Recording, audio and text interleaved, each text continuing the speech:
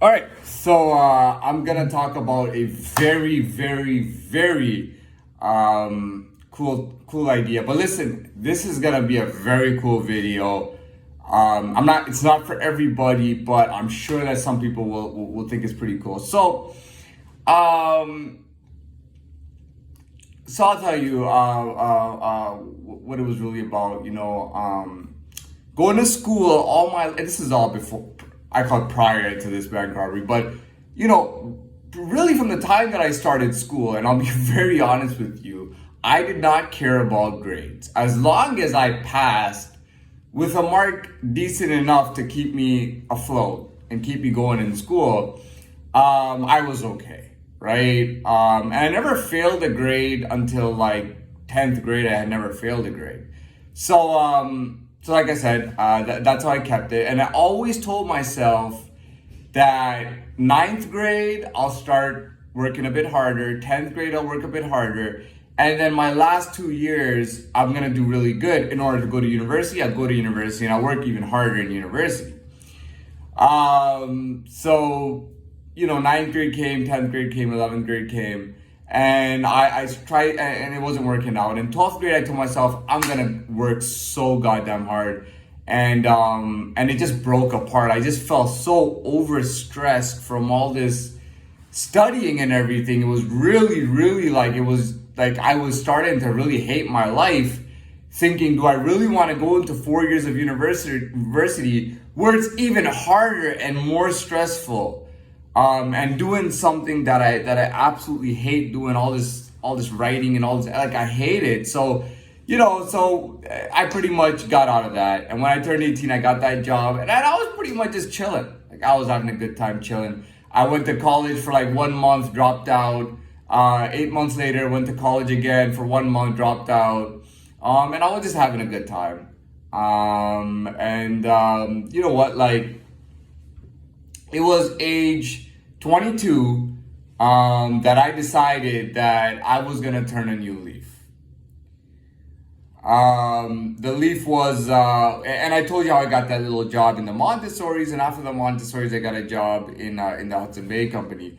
But leading up to that, I decided that I was gonna try my very best to change my life and to work hard like I wanted to, but not work hard in the conventional sense I go to college. So what I did is I found this self-development section in the bookstore. And I got like a bunch of books and audio tapes and things and CDs or whatever. And I just started listening to them. Started reading them over and over, trying to self-develop myself. Self-development was all about discipline. Like discipline and working hard when you don't want to, and being more disciplined and working harder than everybody else, reading more than everybody else, and being better than everybody else. And it was quite successful. At like a lower level, it was very successful. I mean, I started reading sales books, and I thought like of applying it at my sales job at Hudson Bay. I mean, it was brilliant. I genuinely became really good. And the funny thing was, the better I became, the more they wanted to treat me bad, and the more they wanted to get rid of me, because nobody else really wanted to work that hard in a department store. I mean, they just wanted to chill out and cash people out. Oh, do you need something? Oh, this is really great. This looks great on you. That kind of thing. And everybody was chilling out. So I was doing that. Totally wasn't the right way. And I told you I changed. I started going to parties. And it was like, I was going to party, and it was really like, what happened was, as I started going to parties, I started losing all that self-development stuff, all that discipline and hard work shit. I was like, dude, let me just go with the flow and figure things out. And it was when, and I met this girl, and as I was meeting her, I started kind of changing things up. I wanted to just be more natural and kind of go with the flow of life, the way life was with me and where I was, and just to go with the flow. So, my first thing was, dude, I got to get to Cuba. I went to Cuba, and Cuba was like really just getting me into that mode. And then I got that job full time, and I was just going with it. Okay, I got a valet job, which is fun for me, which I like, because I'm always on my feet and I'm always active. And for a young guy at that time, I was like, dude, I get to drive like so many different cars in one day alone. And when I did night shifts, I would take out cars on stick shift and learn stick and drive stick. I would drive all sorts of cars. I would take them all the way to Yorkville to go hang out at the bar and resto, and in Yorkville, and that was my thing. And I told you when I came back from Colombia, things were quite different. And after all that partying, it was like, why stay in Miami? Because it's time to go to New York, man. It's time to handle to me, New York, the Big Apple, it's a fucking tough motherfucking place. New York is such a fucking dog eat dog. Dude, listen, man, you're not getting any freebies, man. You know what I mean? If you think you're gonna get a job, even with the police, and have all these contacts, I guarantee you those contacts will be able to protect you only for so long. You're working with wolves right now, and those motherfucking wolves will fucking eat you alive. When they smell pig, I'm telling you, man, there's nothing wolves like more than a hog, man. When they get themselves a hog, man, they're gonna fucking eat you, man. They don't even need to barbecue you, man. They're not even gonna barbecue you. They're just gonna fucking eat you up, man. Your contacts are, think of your contacts as a farmer trying to protect his pig. You know what I mean? At some point, I guarantee you, man, those fucking wolves are gonna fucking eat your pig ass. New York is no fucking joke, man. It's a fucking cold-hearted, tough city with big winnings in there. It's not casino and gambling. It's you do some tough, hardcore shit in order to earn your motherfucking grip. It's some serious shit, man. New York is no fucking joke. So basically, I got into that New York mode, and that's when all that happened. There's not much more to tell because I've already told you everything. But the point is, I just kind of went with, what it was. And I changed modes in life. You know what I mean? Is there anything else that I would like to say about this? Not really. Not really. I don't know. I don't know. I don't really know. Because I'll be honest with you, I never got to figure Dubai out. I never figured Dubai out, man. I never figured it out. And I didn't really, it is what it is. But yeah, I got nothing to say. About Dubai, good or bad. I got nothing to say. And I told you what I said about New York, man. New York, you earn your fucking respect and money. You know what I mean? You can be in Buffalo and people will leave you alone. They might bother you once or twice, and if they get scared of you, they'll just leave you alone. Once they get scared of you, they just want to leave you alone.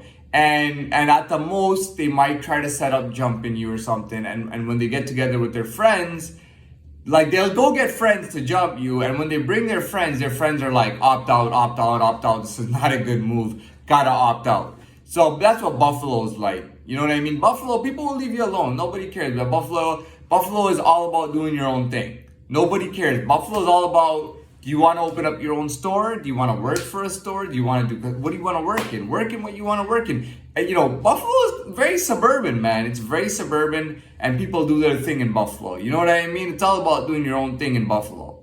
You know what I mean? Buffalo to Niagara to the Southern Ontario and the Toronto region. It's different now. Back then, it wasn't like that. Even Toronto has changed drastically. Dude, back in the day, when you took a subway train at 6:30 in the morning, which I did a lot, and I'm talking 2009, 2008, you take a subway train, man, there is nobody on there. There's like 2 people on an entire 30-seat car. Today, 6:30 a.m., you gotta wait for the 3rd train because the first 2 are full of people, hundreds of people per little 30-seat cars. Okay, there's no space to sit or stand. So Toronto has changed drastically. You know what I mean? It's just gonna collapse because I'll be honest with you, it's gonna collapse and they can't handle all those people. It's gonna collapse really, really bad. It'll never be, it just doesn't work. It's gravity, it's physics. It's the physics of city development, okay? What else Buffalo, you don't need to worry about respect because people will respect you and give you distance regardless. At the worst, you might bug out once. And when you bug out once, everybody's like, back off, man. I don't want anything to do with this. Now, New York City is a different case. New York City, you're not getting any respect. When you go to New York City, especially if you're new to New York City, doesn't matter where you're from. When you're new to New York City and you don't have a link that like is repping you or whatever, and you know, like quite openly, New York City is a tough motherfucker. New York City does not give a fuck about how many contacts you have. Doesn't matter, man. Doesn't matter how many contacts or how much money you have. New York City, you get respect one way, and that's by earning respect and being hard as a motherfucker, man. You know what I mean? I mean, you're already fucking getting into beef with like, you know, the biggest boys that you can find. You know what I mean? Like you're getting into beef with fucking big boys and giants. And even that won't do shit for you. That'll only take you so far. Beefing and beefing with big giants will only get you so far. You can punk them and it'll only get you so far. You can beef giants and punk them, it'll only get you so far. It's not gonna get you anywhere. You know, you might think like, oh, I'm the big boy. I'm gonna just scrap somebody and beat them up. That's not gonna get you nowhere. That's not gonna give you not in New York City, man. That's not getting you any respect in New York City, man. You can go get the golden gloves. Nobody gives a fuck. You walk around with your golden gloves and you get too cocky, niggas is gonna really fuck you up. Like, they're gonna fuck your ass up. It's not a golden glove city. If you wanna live golden gloves, go to fucking Kansas City, okay? Where there's nothing and the middle of nowhere. That's the home of boxing, by the way, the real home of boxing. I'm not talking about pro boxing. I'm talking about amateur boxing. The home is Kansas City. You want to prove your shit? Go to Kansas City. Because you know what? I sparred with a guy who I got a chance to spar with him in my best shape, right? And I sparred with him prior where he was just teaching me. And we really went at it and tested each other. And I just beat on the dude. I mean, I was cracking. And the dude was super strong. He wasn't getting knocked down or nothing. I was cracking him with hard shots. And it didn't even, like, it phased him. But all it really did was discourage him. You know what I mean? And that nigga won Kansas 6-fight tournament against guys who had over 200 fights with like a 93% win rate.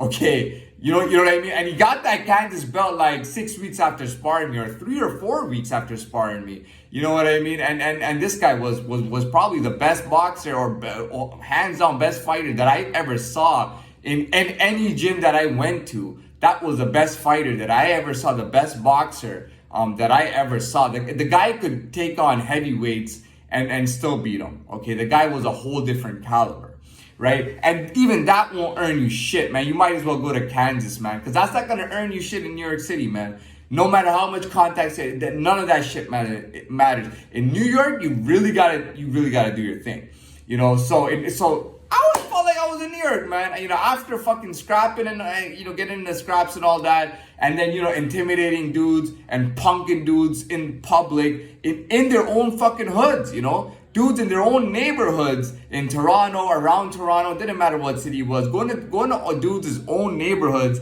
around their, like, main areas and punking them in public, scrapping giants and destroying them. You know what I mean? And then I turned into bank robbing. You know what I mean? I'm robbing a bank, getting sent for 3 weeks to the local correctional facility. You know what I mean? That's what my life was like. Kind of linking up with bad people and going from bad to worse. That was my fucking life. Talking to dudes who were from bad to worse, man. The baddest and the worst people, man. You know what I mean? That was my New York thing. And when I was done all that, I was out of New York, man. They didn't want me there. They didn't want me in New York. And what did they do? They fucking sent my ass to Dubai, man. You know what I mean? I spent some considerable time in Dubai too. You know what I mean? I went to Dubai, man. You know what I mean? And Dubai, there's nothing for me in Dubai. My type of guy has no business in Dubai, man. It's all about millionaires, flashing, and it's all about money. It's not about respect. It's all about money, and that's the only thing Dubai is about. Dubai is about having money, spending money. Even when you fight, no matter what the situation is, you're not fucking with anybody until you're in their money class and you guys are getting together and stuff. There's no place for a guy like me in Dubai. I'll tell you that right now. I'm glad not to be in Dubai at this moment. And I got nothing else to say, so I'm keeping it hot. I'm not winding down like I usually do. The video's staying hot till the end. It's gonna have fire emojis on it. It's gonna be fire.